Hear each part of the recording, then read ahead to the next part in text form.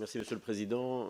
À mon tour, et très sincèrement, je voudrais remercier nos collègues, les 4 co-rapporteurs, pour le travail qu'ils ont mené, parce que le sujet est à la fois, ça a été à rappeler, bien connu de nous, très vaste, sans jeu de mots, avec des sujets qui sont tous aussi importants les uns que les autres, et qui témoignent encore une fois d'un constat, et c'est par là que je vais commencer, Président, qui est très attristant. Moi, je suis nouveau et jeune député. Je pensais avant d'arriver à l'Assemblée nationale que lorsqu'une loi était votée, elle était appliquée. Donc j'ai fait une grosse erreur.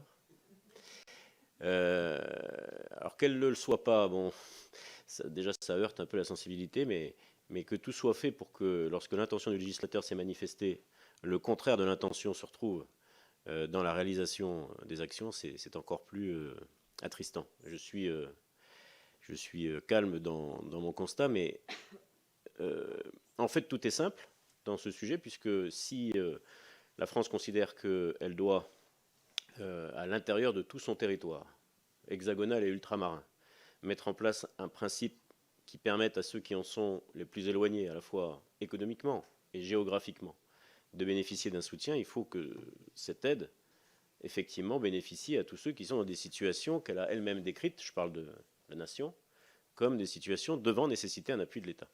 L'article, et les rapporteurs l'ont très bien dit, l'article du Code des transports prévoit une aide à la continuité territoriale intérieure, à l'intérieur d'une collectivité, notamment les collectivités archipélagiques, mais également entre collectivités.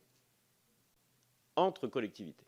C'est un sujet que je voulais aborder avec les rapporteurs parce que, par exemple, dans le bassin pacifique, que je connais un peu mieux, les déplacements entre Wallis et Futuna et la Nouvelle-Calédonie sont nombreux.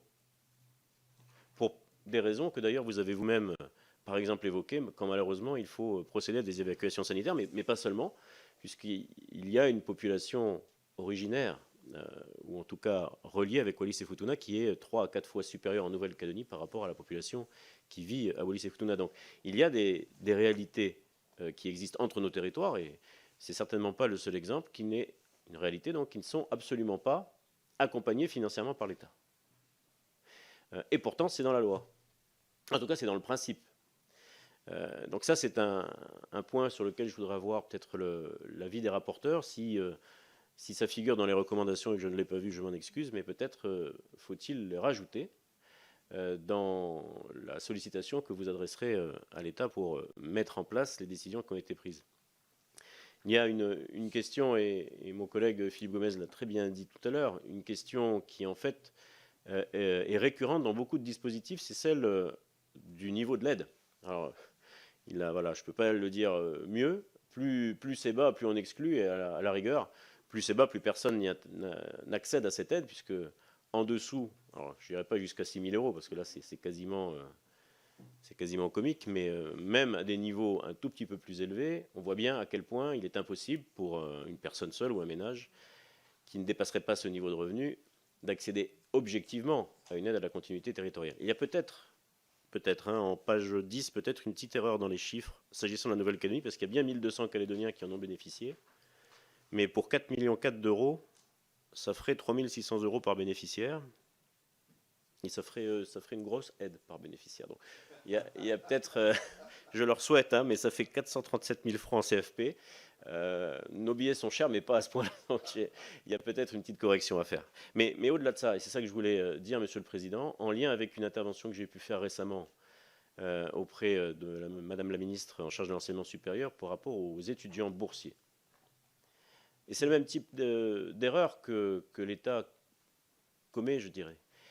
Penser qu'un niveau de revenu unique et moyen représente la réalité de toutes les situations que nous connaissons dans nos territoires, c'est une erreur fondamentale, si c'est une erreur, ou c'est un choix stratégique qui, en l'occurrence, produit bien ses effets, avec des décalages terribles. Donc, est-ce qu'il ne pourrait pas être suggéré, lorsqu'un revenu moyen doit être fixé à une échelle nationale, de pondérer ce revenu par le coût de la vie, constaté très officiellement par ailleurs, dans chacun de nos territoires. Parce qu'évidemment, le même niveau dit de revenu moyen et ou de base pour accéder à cette aide selon que l'on soit dans un territoire ou dans un autre, ne représentent pas du tout le même pouvoir d'achat. Ce qui d'ailleurs est l'explication que je trouve la plus logique pour expliquer pourquoi on est passé, nous, de 12 000 bénéficiaires en Nouvelle-Calédonie à 1 200. Ça a juste été divisé par 10.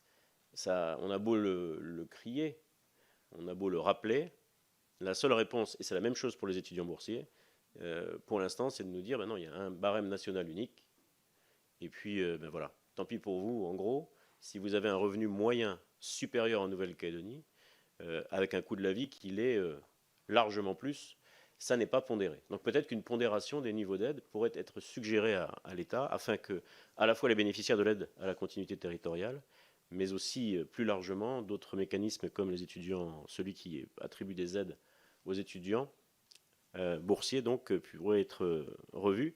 Je termine là-dessus, Monsieur le Président.